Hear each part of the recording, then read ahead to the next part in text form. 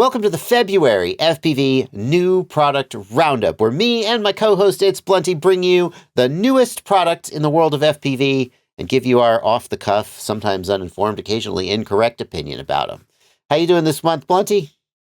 Good. How about you, Joshua? How are you doing this month? This month, in the month of February, as soon as I said that, I was like, what kind of question is that? Yes, Blunty, in the month of February, I am doing all right. It's not like we haven't talked in a month. We have a ton of stuff this month. I don't know. Has the dam broken? Some of the past months, it's been like there haven't been that many new products. I don't know. This doesn't feel like dam breaking to me. It just feels like there's a bunch of random things out. Yeah. Well, it's a bunch of, maybe I was in a good mood and a bunch of stuff caught my eye. I guess we're going to find out. Let's get right into it. As soon as I remind you that at the end of the video, there's going to be a giveaway. We're going to give away one of these items. I got to get that out so you watch the video, or you just skip to the end. Either way. We're going to start off with top products like we usually do, and then we'll go into the categories. What is our first top product this month? All right. The first top product might be one of the most controversial we've had on in a long time. So this is the first RemoteID module that seems reasonable for sale.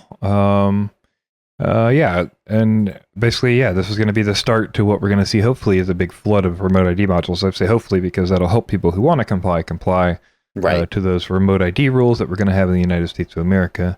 And other places too, but the US is the big focus now, because in September, we'll have RemoteID rules starting. So this is the DroneTag DRI.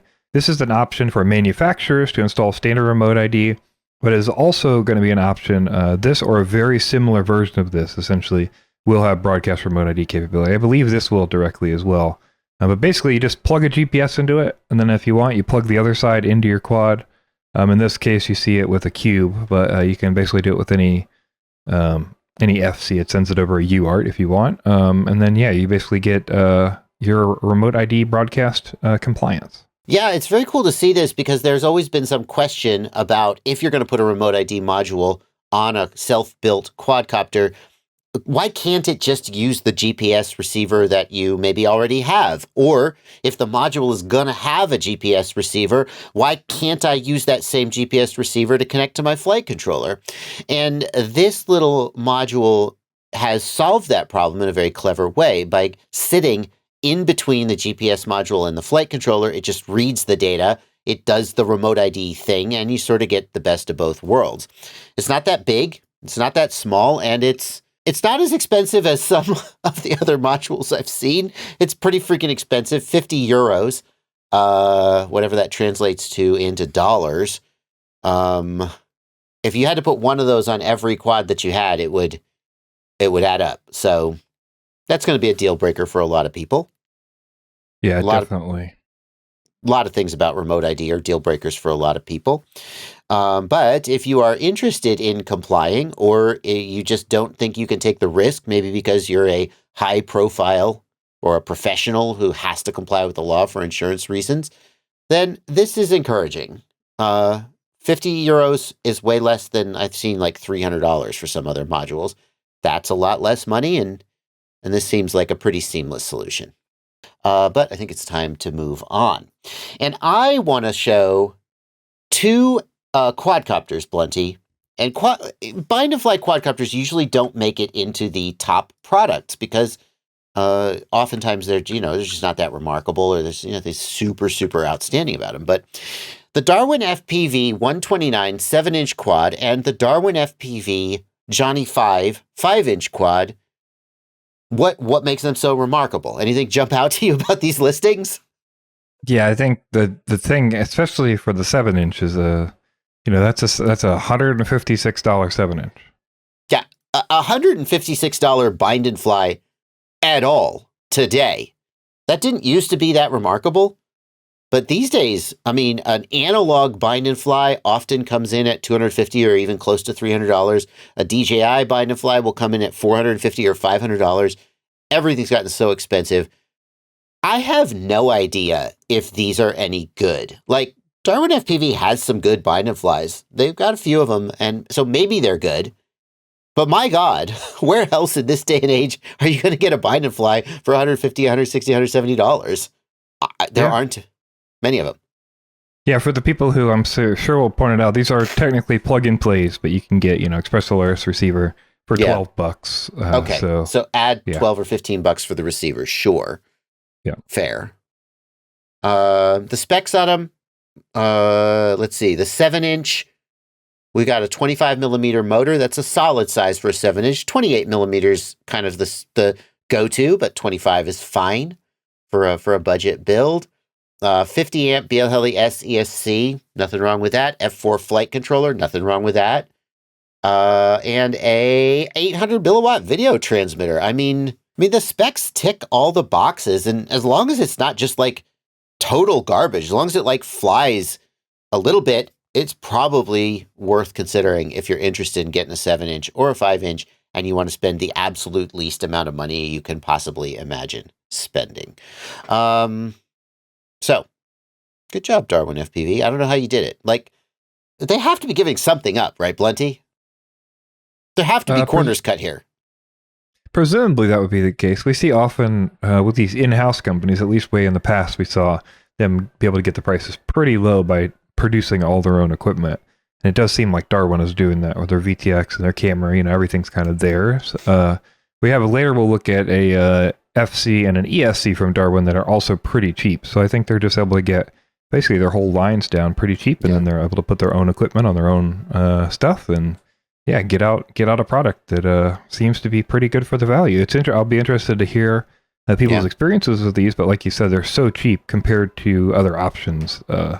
It's hard not to consider this. It's probably worth a gamble. Well, if you decide to gamble on buying one of these, first of all, there are links in the video description to all of the products that we're covering. They are affiliate links, so I make a little bit of money anytime you use those links.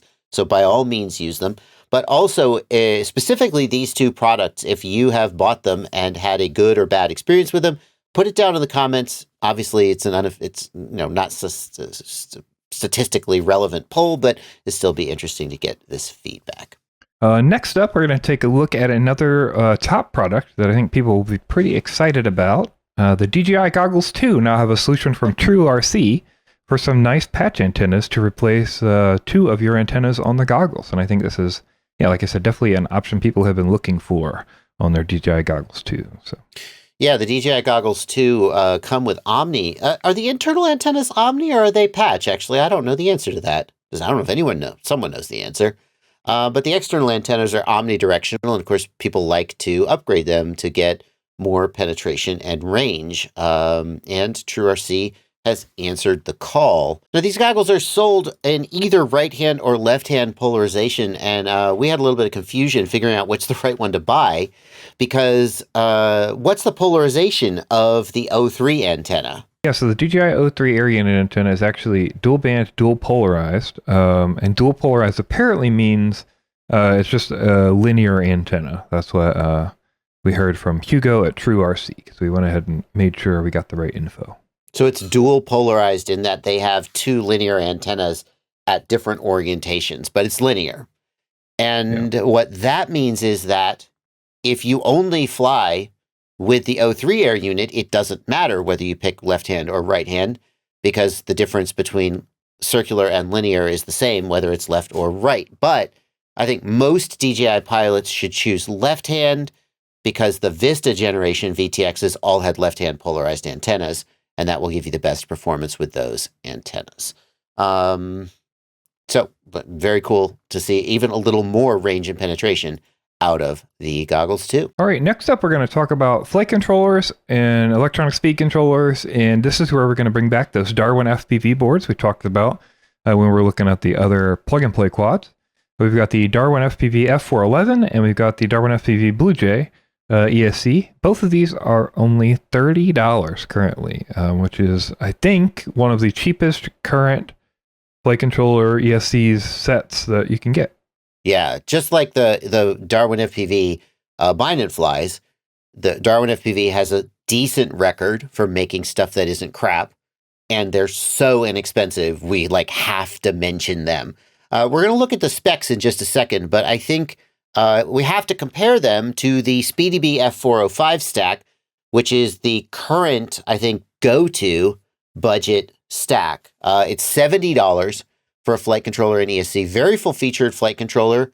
And this one's going to come in at just about $10 cheaper. What would sort of steer you one way or the other, Blinty? That's tough. I mean, I think, well, currently we're looking at a 20 by 20 versus a 30 by 30. It looks like on the ESC at least is 20 by 20. Yeah, the flight controller seems to have 30 millimeter mounting ears that can break off, but the ESC doesn't seem to have 30 millimeter mounting at all. So that certainly is, if you're looking for a 30 millimeter stack, this isn't going to work. Yeah. But otherwise, it looks like they're fairly evenly featured. They've at least got a lot going for each one of them. Speedybee, of course, is going to have that Bluetooth capability and the Speedybee app, things like that. They both got a slot for the SD card. Am I reading this right? That the DarwinFPV has 2 sets of UARTs? Really? 2 UARTs? Like, is that for real? All those pads? Let's take a look at that. That seems surprising. Yeah, I agree. It's a little hard to read. It's a little out of focus, but 1X S-Bus, yes, RX1 inverter, 2X UARTs 1 and 2, 2X soft serial. Okay, that's better than nothing. So you get 2 additional UARTs via soft serial that you could theoretically use for something like a digital video transmitter or smart audio to an analog video transmitter. That's not a total deal breaker, but it's not ideal, and the Speedybee stack gives you full hardware UARTs, which are clearly superior. Also at F405 versus F411, probably not a lot of difference anybody's going to notice now with builds and stuff, but also something to point out there. Which is better, the F405 or the F411? The F405 is better because it has more flash memory. Okay. So I'm not sure I would save $10 by going with DarwinFPV over the Speedybee, considering how full-featured the Speedybee is. Although, again, the Speedybee is a 30 millimeter, so that might be a deal breaker for some people. The other thing that makes the Speedybee stand out to me is, we were talking about this before we started recording, like, they have sold so many Speedybees. It's been so popular over the past months. And there are people out there who say, oh, my Speedybee died on me. Oh, it sucks. But given the vast quantities that I know have been sold for reasons I can't say, I think the defect rate on the Speedybees is relatively low and is fairly reliable. A lot of people will remember the V21, V22 fiasco we had with ESCs, where we had to get different versions of them out to get the correct one done because there was a firmware issue. But, that does not seem to have ever been an issue with the V3 boards, and that's what you're getting here. So I think we're past all those issues, and otherwise it seems to be pretty solid gear. So still, a notable entry from DarwinFPV, well worth a look. And it's in stock, which, I mean, that's saying a lot. So next up, we're going to be looking at the VTXs, VRXs, cameras, that sort of thing. And first up, we're going to take a look at something which, as far as I know, has been in development for like over a year, maybe longer than that, called the Skyzone Steadyview X 5.8 gigahertz module. This is supposed to be like the upgrade of the Steadyview module. The Steadyview module was sort of the competing module supposed to be the competing module to the Rapid Fire and the Fusion, but in a lot of cases it had hardware compatibility issues. It got software updates that tried to fix some of these issues, and I know they've just constantly struggled. People had to change the modes. They got multiple mix modes to try to do these sorts of things. But yeah, I was kind of surprised to see this show up today to put on our list. Now, a lot of people are going to be confused about the difference between the original Skyzone Steadyview module that you may have heard of before and the Steadyview X. And what makes the Steadyview X different is that the original Skyzone module was designed for use in Skyzone goggles, so it didn't have a screen and a joystick and so forth to manipulate it. You manipulate it with the Skyzone goggles. The Steadyview X is designed for use in third-party goggles like Fat Shark goggles and so forth, and you can get the full performance of the Steadyview system. In fact, here, this is a better image that shows how it works. The Steadyview X comes in a self-contained case for use as a ground station, but it also comes with covers, and you can put it in your goggles and then put the cover on and use it as a module. The big question, of course, will be the performance. Does it have the same performance as something like a TBS Fusion or a Immersion RC Rapid Fire? When Steadyview worked well, I think its performance did approach that level, but it didn't work with all hardware. With the new 3.3 hardware release, Skyzone says they have fixed all the bugs and it should be rock solid, but of course, it's relatively new, and I'm still not 100% sure whether that's true. For $120, you get the Steadyview X. For $130, you can get a TBS Fusion. That's well proven. Personally, I think the TBS Fusion is going to be where a lot of people are going to go. Next up, we've got a VTX from RushFPV, the Max Solo, and that's a 2.5 watt VTX, and it's got integrated cooling with the fan on it. Yeah, the RushFPV Max, I think, went up to like 1.6 watts. Now we're approaching Foxier Reaper levels of performance, but the integrated heatsink and fan mean that even if it's sitting still on the bench, it theoretically should be able to hit this output power, and it's not going to overheat in the air either, although usually in the air you have enough airflow to keep it from overheating. $65 compared to $60 for the Foxier Reaper. That seems like a fair amount to ask for the fan. Going to be additional weight. 13 grams for the Reaper. Looks like 15 grams for the Max Solo, so only an additional 2 grams for that fan. Just a little bit of additional size, I guess. Well, you're looking for a max-powered analog VTX. I guess this is it. There's one more thing I want to say about this VTX, and that is that if you see it advertised as 1,000 milliwatts on some sites, that's because in the USA there are some legal complications with selling a VTX over 1 watt, and so some stores just don't list it as being over 1 watt, I guess for plausible deniability, but it's the same VTX, and it has a rated output power of 2.5 watts. Wink. Let's do it, Blunty. Next up, we come to frames, and the first frame is... the Speedybee Master 5. I believe, I believe you had some information. You shared some thoughts about this on a live stream recently. I did. I talked for like 15 minutes about this frame. One of the things that you need to know about this frame is that there are 2 versions. There's the Master 5 and the Master 5 HD, and they are... Oh, naturally, the picture doesn't change. Yeah, I criticized the front end of the frame for being weak, basically, and ripping off. And some people pointed out that I wasn't looking at the same frame. Yeah, see, look, one of them has the XT60 up on the front and a stretch design, and one of them does not. I guess that's the HD is the stretched one. You don't know. I have no idea. I mean, I was hoping you were looking because I don't. I think so, because the HD has this plate in the back for mounting the O3 air unit, and then the standard one does not. So yeah, my big criticism of this frame was that if you look at the front end, that there's no sort of standoff here to prevent in a frontal impact to sort of prevent, and you see got a split here, Blunty. I don't know why they split this, but they did. Yeah. So basically in a frontal impact, you're going to have this torquing force here on this screw, and that's going to transmit force back to this screw, and basically it's going to really stress this carbon and potentially, rip the front end off. That seems to be less true for the analog version, the non-HD version. So the non-HD version has this metal piece here, which braces that and resists that force. That is a good design, especially because I think that there is a screw coming up through the bottom and going into that piece.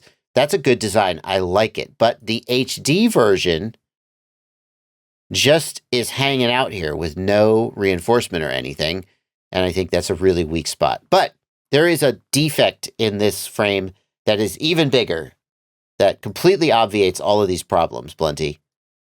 And that is this. What do you think this yellow thing here is?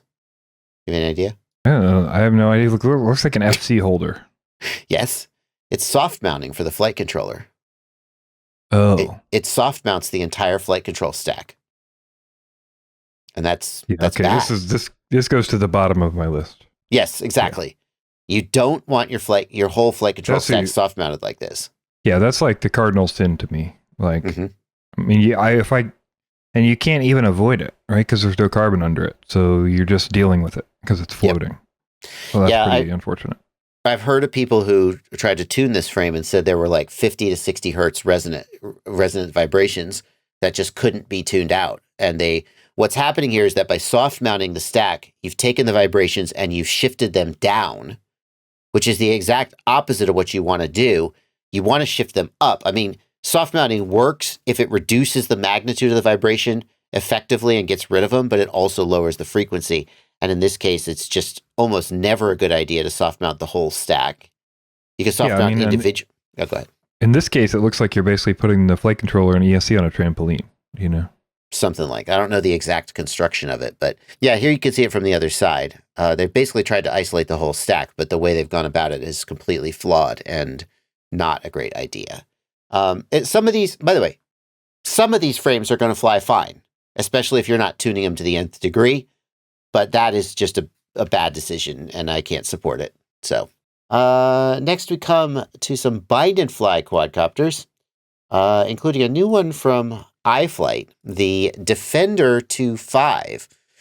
And iFlight is, I've always said that iFlight seems like they're trying to be a consumer goods company that makes drones as much as they're trying to be a hobby company that makes FPV, hobby drones. I think the Defender is a great example of that. Look at this freaking battery, Blunty. Yeah. It just snaps in. It's not like a regular LiPo battery. It's a proprietary battery. Yeah, I mean, I definitely don't like that idea. I mean, I feel like they should at least have some solution to...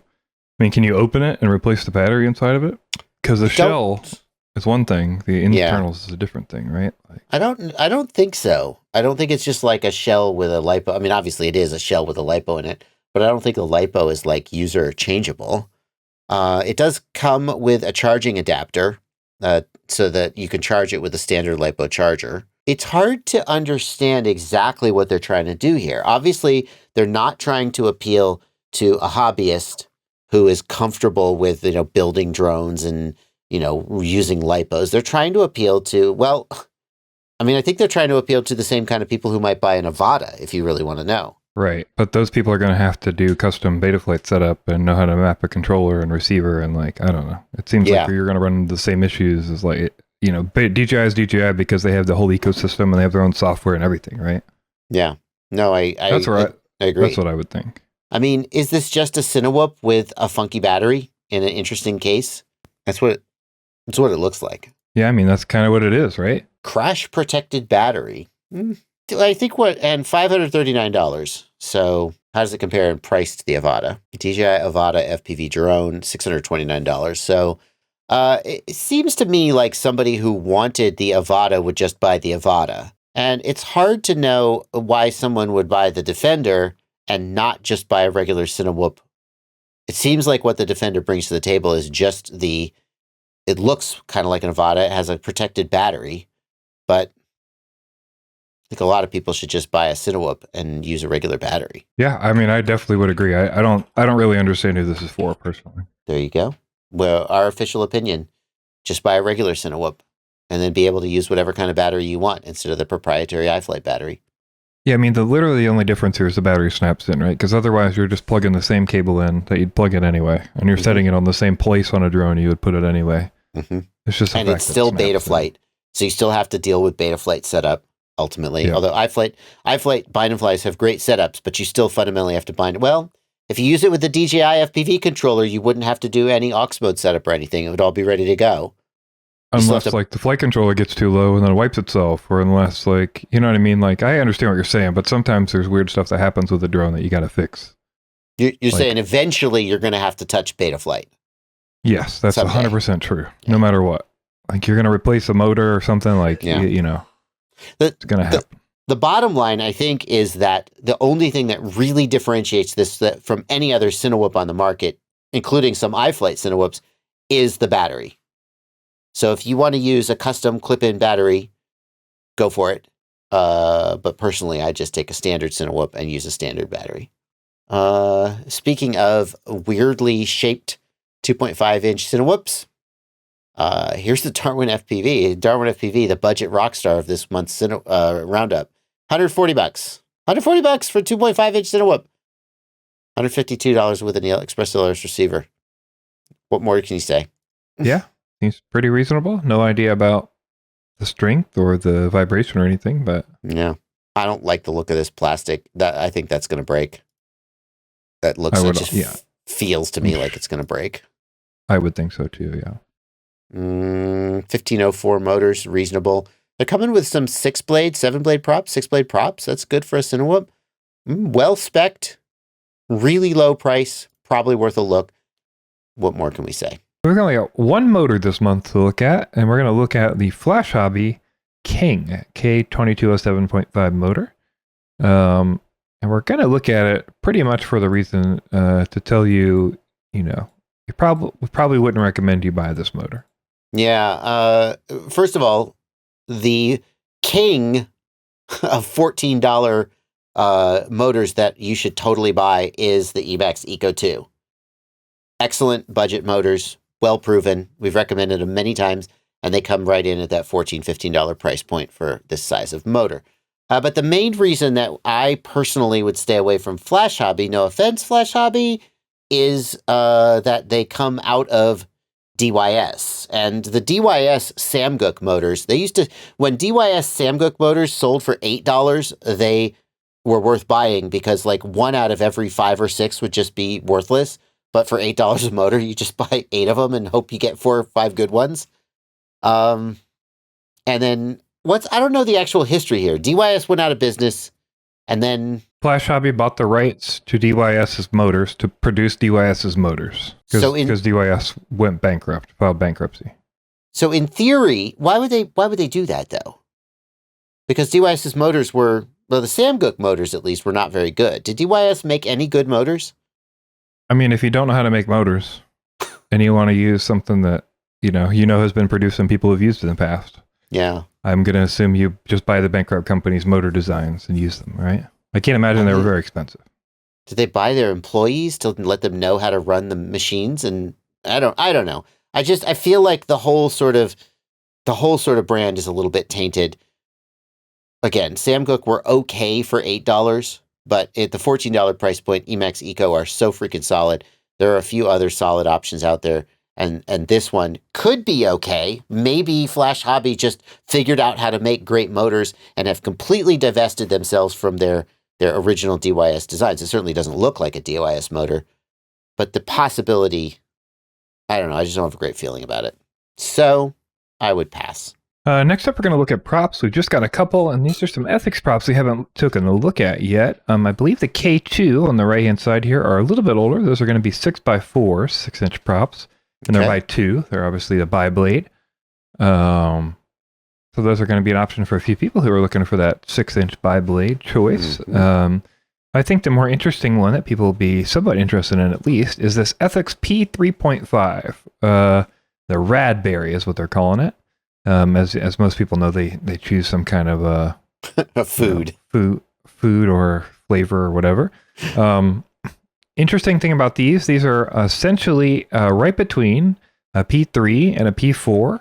P3 is 3, the pitch is 3, and then a P4, the pitch is 4. These are going to be a pitch of 3.5, and these seem to match up pretty close to the R35 racing propeller. They're basically the same specs listed anyway. Yeah, but the HQ R35 racing prop is listed at a weight of 4 grams, whereas the P35 is listed at a weight of 3.5 grams. So maybe just a little bit lighter and thinner. And in fact, this comment down at the bottom, obviously this is just one comment from one dude on the internet, but it seems to back that up. It loses some of its stiffness and loses some of its durability. That lighter prop might be a little more responsive. And I've always said that one of the things about Mr. Steel's products is that they're based around the fact that, like Mr. Steel, you never crash. And so maybe not the best idea for a racing prop if you're going to race with it, but well, it's a freestyle prop, clearly, right? I mean, it's modeled like a racing prop, right? So I mean, you're not wrong. You're not wrong.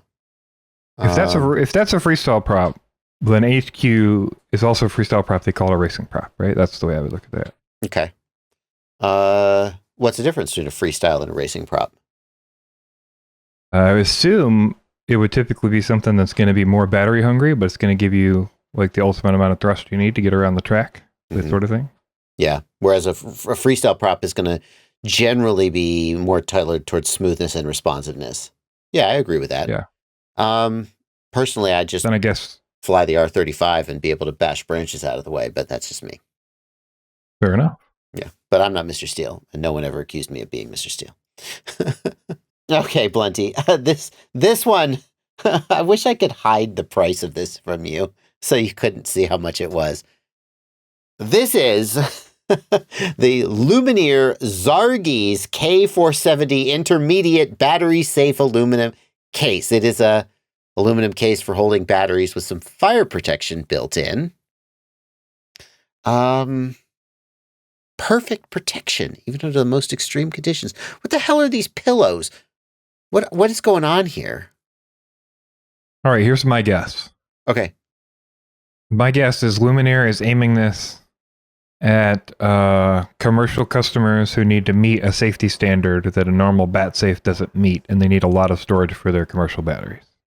Yeah, it's $1,000, which compared to like a bat safe, which is a few $100s, that's a lot. But I think there's a little bit of a scale problem. Like, we see this and we compare it to a bat safe mentally, but I think this is a lot freaking bigger. Look at how many batteries are in it.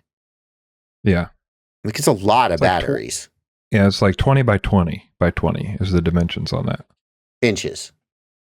Yes, correct. Yeah. Like, what's the bats? What's cavity the bat is safe? subdivided. 1 to 1500 watt hour batteries. That is a glass fiber anti-static lining and cushioning. So it's glass fiber. So it is much larger than a Bat Safe XL. Yeah. I mean, it's much more expensive, but it's also much larger. Yeah. It doesn't look like it has any sort of filters or venting. So the Bat Safe has vents to the air and filters to filter out some of the smoke. Is there a gland or a filter on here somewhere that we're not seeing?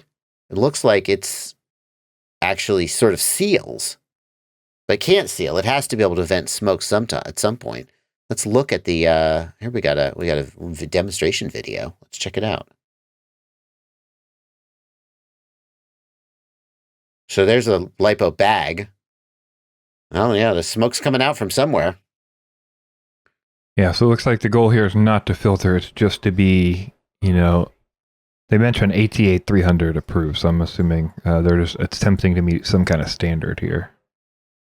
Yeah, this says like the cases are appropriate for a variety of uses, including defense contractors, standardizing battery management, vehicle battery development, medical equipment, and drones. So they're aiming at like heavy commercial customers who want to have a very fire protectant, retardant, like secure case. Oh, okay, look. So they've got an overlap here. The smoke sort of comes out on that side, I guess. I mean, it can't be perfectly sealed or it would explode. It looks like they're also trying to protect the batteries in one compartment from the heat of the batteries in the other, so you don't get that runaway situation where one battery goes off and it sets the whole thing off. Yeah, I would assume that affects the rating, right? Yeah. So like there's possibly you can store more in there based on that. Well, all right, Blunty, we're coming to the giveaway soon. We'll be deciding which of these products we're going to give away and tell you how to enter the giveaway. We got one more category, the random accessories category, with just a few small items in it that we didn't think fit anywhere else. And the first one I want to show you are 3 new GPSs from Flywoo. The Flywoo Goku GM10. It comes in 3 versions, the Nano, the Mini, and the Pro. The Pro version has a compass, and then the Mini is smaller with a smaller antenna. And I don't know the exact difference of this chip to the other chips that's used, but it has a different GPS chip in it that picks up way more satellites. They advertise as many as 30 satellites. I don't know. Do you have anything else to add? That's like... No, there's little tiny GPSs, and if you're looking for something like that, it looks like there's a new option from Flywoo. Yeah. I actually have these. I haven't tested them yet. It doesn't seem to be that much more expensive than other GPSs available. And if they can, like, I think they use like all the different networks, not just the US GPS network or the EU GLONASS, and they can pick up satellites from all of them and get locks faster and better reliability. So I just want to let you know these exist. And if you're interested in trying them out, check them out. So you guys might be familiar with CraftedKwads from the Odonata frame. We've showcased it here, I believe, a couple times. But CraftedKwads decided to take on a different project. This is the tiny black box. We actually, I believe we looked at this project on the news. But this is an open source project that anybody can build, basically. But he decided to order a bunch of boards, build them up, and then get them produced so people could purchase them. And you might be thinking, like, $30 for a black box. You know, why am I spending $30 to add a black box to my quad? Maybe it already has black box, or maybe you got an issue. Well, this is generally for quads that do not have black box and are really restrictive on weight. As you can see from the picture, you know, it's basically this smaller than an SD card. It actually comes in at 0.32 grams. So it's basically the lightest possible way, as far as I know, that you could make a black box for a quad.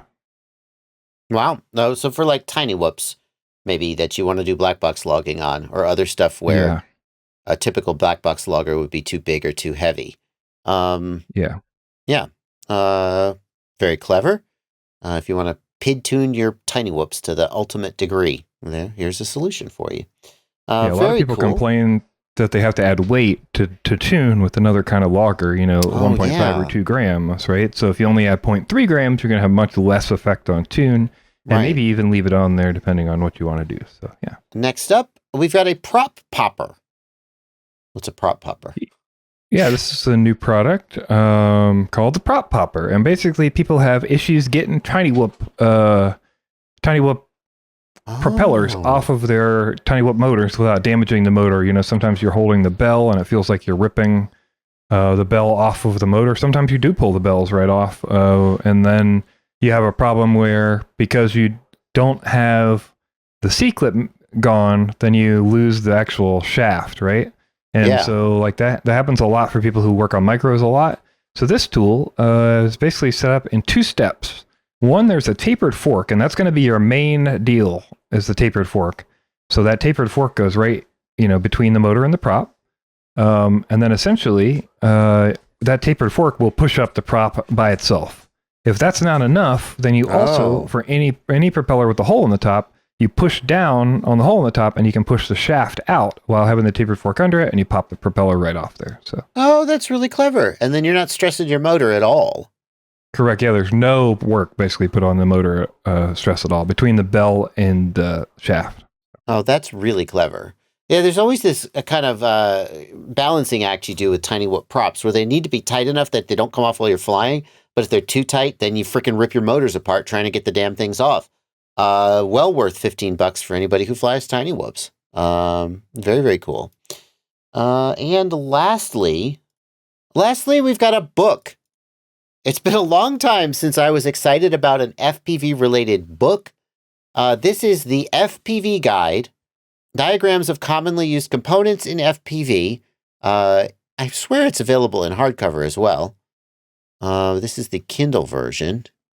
And Ray Nolan, this guy, he's just got a real passion for FPV, and he's got some illustration and design skills. And so I'm not really sure what to make of this, because it's kind of just random diagrams he came up with.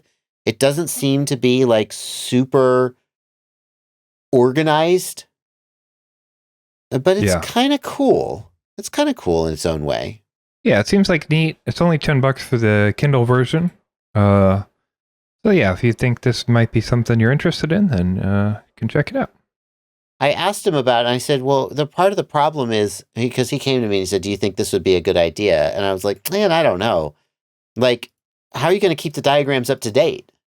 Like, the diagrams are going to only include certain products. So it can't really be used as a comprehensive reference guide. You know, I'm always just going to go to the manufacturer's website if I really want a wiring diagram. I'm not going to refer to your book. But I think the way you would get this kind of because you enjoy looking at the diagrams, you enjoy the sort of art of it, and you kind of want it to have it maybe sitting around. Well, I say sitting around on your coffee table. I swear there's a hardcover version. Maybe he only printed those for himself. Very cool work there from a friend of the channel. And that brings us to the giveaway, Blunty. We got to decide what we're going to give away. You want to try? I always ask you if you want to try to, like, sometimes I ask you to help me decide, but this time I've decided. You want to try to guess? I'm guessing it's going to be the DarwinFPV quads. Of course. How could it not? We're talking about these DarwinFPV quads as, like, are they good? Are they crap? What better way to answer that question than to buy a bunch of them and send them to people in the giveaway, and then you can fly them and tell me if you enjoyed them or if they were okay. Well, there's a chance they'll be crappy, in which case maybe it's not that great of a present. I don't know. That's what we're gonna do. But at least you didn't pay for it. At least it was free. So, actually, and I'm gonna say it's your pick. It could be. It's up to you. Completely up to you. They're under $200. It could be the DarwinFPV 129 if you want a 7-inch. You want to reach out in that direction. You want to try a 5-inch freestyle? It could be the DarwinFPV Darwin 240. Or you could go with the DarwinFPV CineApe 2.5. They all come in at close to the same price. And you could just pick whichever one of those that you like the best if you are the winner. The way to enter the giveaway, there is a link in the video description to a Google form. You're going to go to the video description, scroll all the way down. That Google form will ask you for your name and your email address, and once you enter those things, you are entered. I will announce the winners in a pinned comment below this video, and I will announce the winners in a community post on my YouTube page, on my YouTube comments community page, and I will email you if you win. Pay attention. There are a lot of scammers out there. Anytime you have a giveaway, if you get a comment underneath your comment saying, "You've won, telegram me," that's a scam. I will contact you via email from my official email address, joshuabardwell@gmail.com, or an account from fpvknowitall.com, which is my domain. And I'm going to give away 3 of them. Let's give away 3 of them. Awesome. That's it. That's it, Blunty. It's a February giveaway in the can. Yeah, thanks, that's man. it. We did it. Yeah. Thanks for your help, as always. We'll see you next month with another giveaway and another set of new products. Yep. Later, guys.